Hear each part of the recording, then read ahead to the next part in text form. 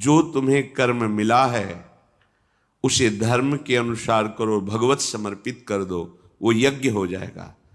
उसका फल मिलेगा तुम्हें आनंद, भगवत प्राप्ति, महासुख।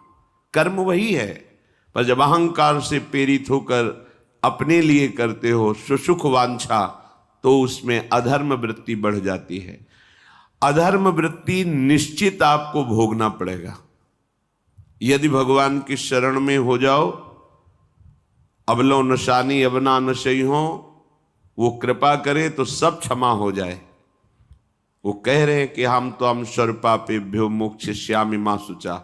नहीं तो आपका जो कर्म प्रकाशित नहीं हुआ है और आपने पाप कर्म किया वो गुप्त है, वो नष्ट नहीं हुआ, वो भयंकर रूप रख के तैयार है, अपने समय पे तुम्हें नष्ट कर देगा। एक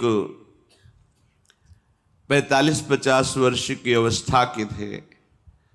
अब उनको ज्ञान हुआ कि हमारे द्वारा बहुत अधर्म हुए हैं, अब सब छोड़ो, अब सत् कार्यों में लगो। तो उनके सामने एक स्वर्णकार का मकान था। वो बहुत ही कपटपूर्ण व्यवहार करता था।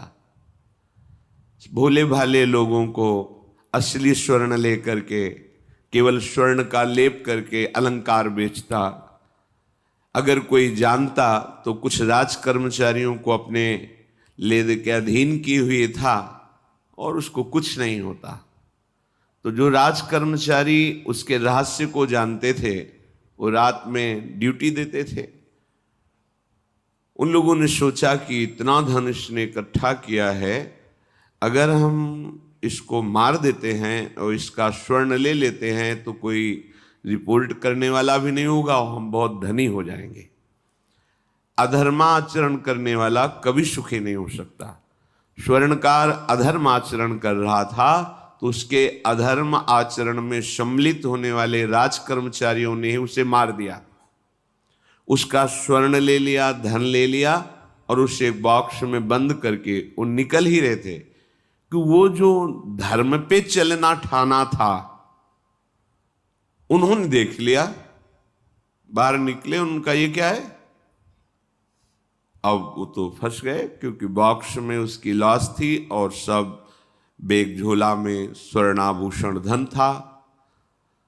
उन्होंने तुरंत उसको कहा, आवाज मत दीजिएगा, देखो हम तुम्हें हिस्सा दे देंगे, ये जो धन हमारे पास है इसको हम 3 हिस्से में बांट लेंगे और इसको हम नष्ट कर देते हैं, कोई जानेगा नहीं, हम राज कर्मचारी हैं, किसी तरह का फसाव नहीं होगा।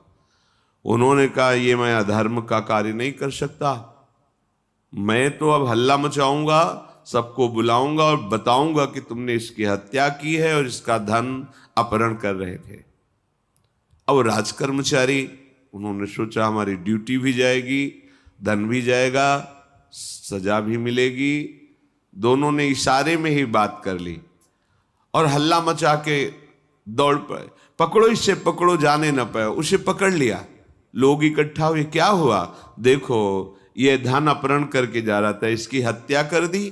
तो हम लोग गश्त लगा रहे थे तो हमें शंका हुई, आए तो देखा ये पकड़ा गया, जो धर्म से चल रहा था उसको पकड़ लिया।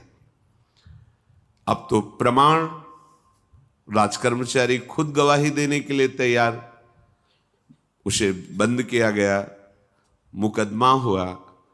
वो बार बार जज के सामने यही कहता था, जिसकी कसम खवाओ हम कसम खा लेते हैं, हमने बिल्कुल ये कार्य नहीं किया, ये लोग ये कार्य कर रहे थे, हमने इनको रोका तो इन्होंने मुझे साझेदारी के लिए, पर मैंने वो स्वीकार नहीं किया तो फिर इन्होंने ऐसा किया। पर उसकी कौन बात माने। राज कर्मचारी गवाही